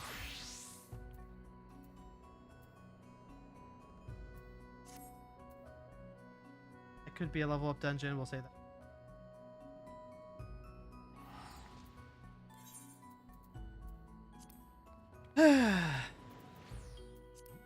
There's being a good yapper, and then there's actually holding on to the fear that if you're not just like constantly yapping, going full stream of thought, that someone's going to pop out. I think instead what I'm going to do is I'm going to try and remind myself we have some real good people here. Got some good people in chat right now, and that they're not going to click away just because I stopped to read the text box for a good 5 seconds. Know what I mean?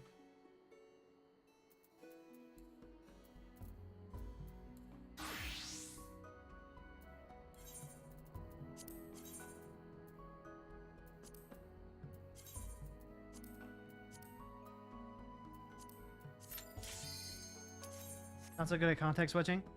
And there's work where you really need to find something to listen to because the work itself isn't actually keeping your brain engaged. I feel that's so... The day that I realized I could listen to music while I was doing chores was an absolute massive game changer. Like, I remember the exact moment, too. I was in high school, and I was listening... No, I was watching a movie called The Terminal. Oh, that's right. She doesn't care. And in The Terminal, it's about this guy who comes in from another country, but his country is currently engaged in a civil war. So the United States government isn't going to actually recognize his passport. Ergo, if he steps foot out of the airplane terminal, then he's going to get arrested as a legal. He finds work doing construction and remodeling within the airport itself, and this is how he can afford to feed himself. The whole time that he's doing that construction work, he's listening to music on a Walkman, and I saw that and my brain expanded several fold. I didn't know that you could listen to music while you did chores, and I was in fucking high school. Or at the very least, like late middle school. like, I had tried listening. I tried watching television while doing chores before. I tried that several times as a kid, and like it just never worked because I'd always stop working and just like keep watching the cartoon or whatever that was on. I think part of it is that there weren't a lot of reruns for me. I hadn't watched enough television that I was familiar with anything that was going to go on. And even when it was a rerun, if it was something like The Simpsons, I just wanted to watch the thing. I just wanted to watch the thing. Watching the thing is so much better than trying to clean. And at best, I'm cleaning maybe during the commercial, which lasts like a couple of minutes, and then it's back to the show. And then it's like, well, now the commercial's not gonna get me out of this. That caused a lot of problems. But music is an absolute. And now, anytime that I am just craving any sort of stimulation while I'm doing something else, music is usually my go-to. I do listen to some YouTube videos, but if I'm like out and about, it usually has to be music. But then again, I have like so much data that I don't use. Back before I moved in and got on the same phone plan with my husband, that wasn't it.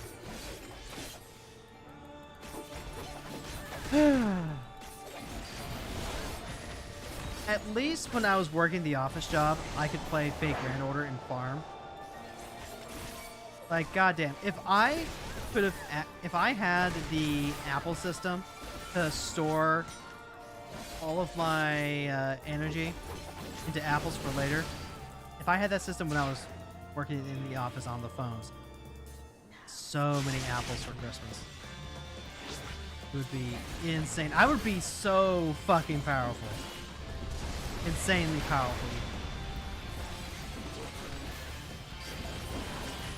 That's what.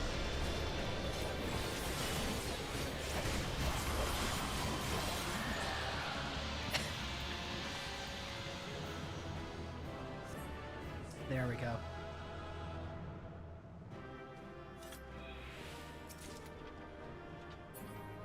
Part of it is also that maybe I've been trying to channel Northern Lion style energy just a little bit. Maybe we were just getting a little too manic. Maybe just being a little too afraid. Yeah. Yep. I'm going to talk. It's going to be just like many of the things that we're talking about with the therapist tomorrow. But from this point forward, we're going to try and be just a wee bit more collected. Just a wee bit more thoughtful and not so manic about keeping everything up while we're going. Problem listening to YouTube videos and podcasts is trying to find the right one, especially the one after. That's not really an issue for me. I don't mean this as like, ooh, skill issue. Like, this is just me kind of explaining. This is me trying to relate to a familiar problem and how I came up with my solution. Just to start that off with. But I have a watch later playlist that I have. Like, anytime I see a video that looks interesting, I'll go ahead and save it into the watch later profile. And I do regularly clear them out. I usually start clearing them out whenever I am doing dishes. Sometimes if I'm in the mood to just do some stim gaming with Final Fantasy 14, I'll do my dailies. I'll come in and I'll do all the stuff that I could just like turn my brain off. I'll listen to videos in the background on second monitor, stuff like that. This isn't new stuff. This is stuff that other people do. But I've also like just got this watch later as like a tank of stuff to watch. Not anything I actually think I'll be able to get through 100%, though I have come close a couple of times from just cleaning out stuff that I was no longer interested in watching. And so, trying to figure out which one to watch afterwards ends up becoming less about like not knowing which one and just being like, which one do I have time? Unfortunately, part of living with a spouse and watching a lot of videos together is that you end up saving a lot of videos that you're like, oh, no, I can't watch this one yet. I'm waiting to watch this one with the wife. And then you just don't make the time to actually sit down and watch it with the wife. And so it's like 3 weeks later and it's still sitting there and you're just like, I do really want to watch that video. I do really want to watch that.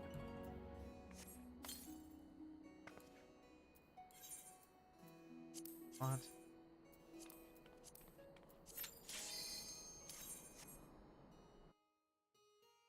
Different people, different jobs is fine. I mean, yes. Yeah, I just want to make sure you understand. You are awesome. You are amazing. Not everyone who is going to be watching this in the future on the YouTubes is going to have the same context and reference point that you do. And I think, you know, just kind of as a, let's call it a precaution. It's just one of those communication things where I'm going to say something and I would like people to, you know, take it in as little accidental bad light as possible. There are going to be people who intentionally misunderstand what you're trying to say. You can't do anything about that. But kind of like what I was talking about before with what happens between me and wife and then other friends sometimes too, is if I can take a moment to clarify what it is that I'm trying to get at and then go into the thought itself, then that can be like, what is it? What's the saying go? It's an ounce of prevention equals a pound of medicine.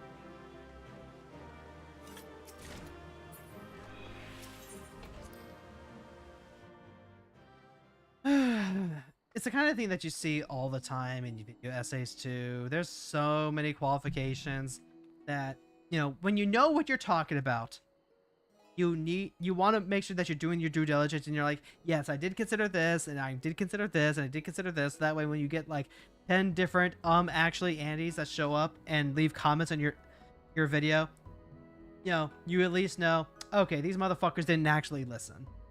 So I can kind of like write off their criticisms as you did not choose to participate in class. Ergo, you are not receiving a passing grade.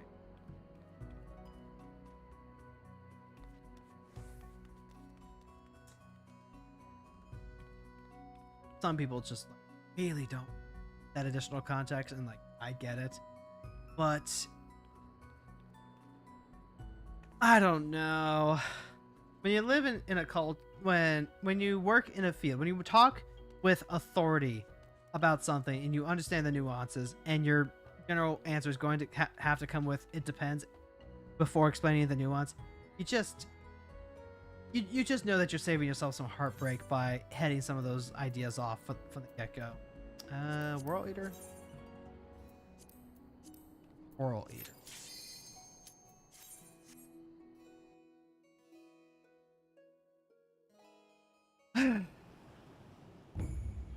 Also, maybe if like I take the time to take that breath, put a pause on the game action in order to address chat, maybe I won't be like quite as exhausted from chat. Ugh, got something on my throat. Maybe I won't find myself quite as exhausted during future Yap streams. Because I did that Pokemon tiering stream, and that was a lot of fun, but it was also very alive and animated for a good portion of that, which for five hours straight, I don't think most streamers are under the impression that they're going to maintain a full animated energy for that long. In fact, I've often heard that the main difference between streaming and YouTubing is that, you know, the people who come onto your stream from YouTube because they're a fan of your YouTube stuff, they might wonder why you're not as on as you are during your videos, and it's because you can't maintain that type of energy, man. It's not possible. Well, maybe it is possible for some people, but like, I'm built different in that I am broken and I do not function correctly.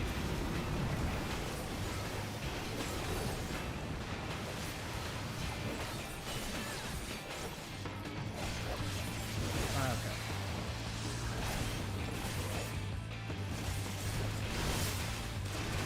Okay. You know, I don't really like doing Leviathan. If I can, when I get to the higher levels and I can just shot Leviathan pretty quickly, it's fine. But Leviathan, as he is right now, takes just enough stages to be mildly inconvenient. That's what I'm trying to do weeklies.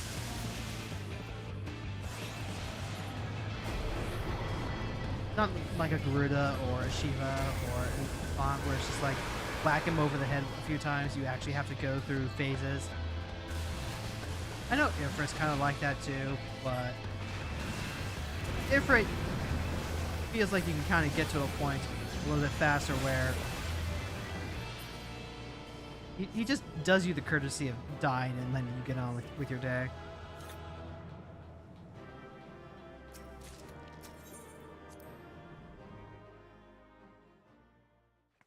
Alright. I need...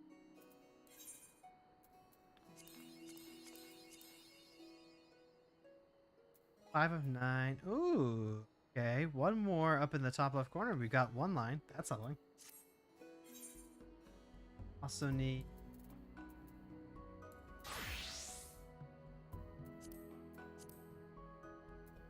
Crack a couple of these boxes.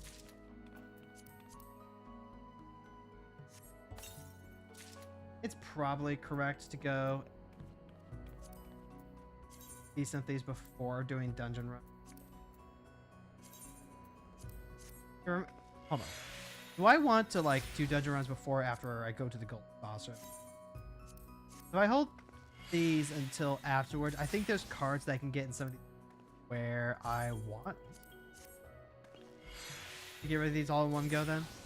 Yeah, that sounds a...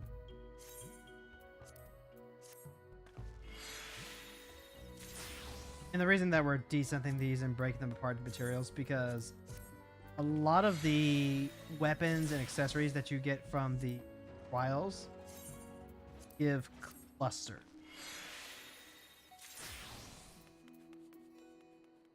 Nice cluster. And clusters are what you need to craft the highest level of each expansion.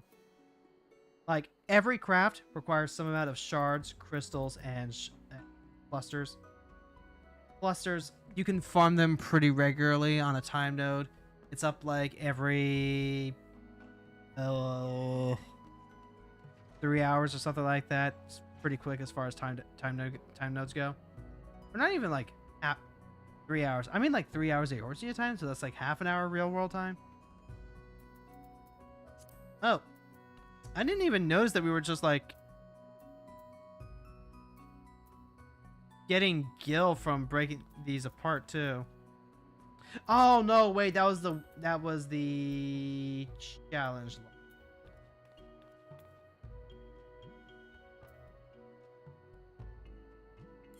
Yeah, there we go.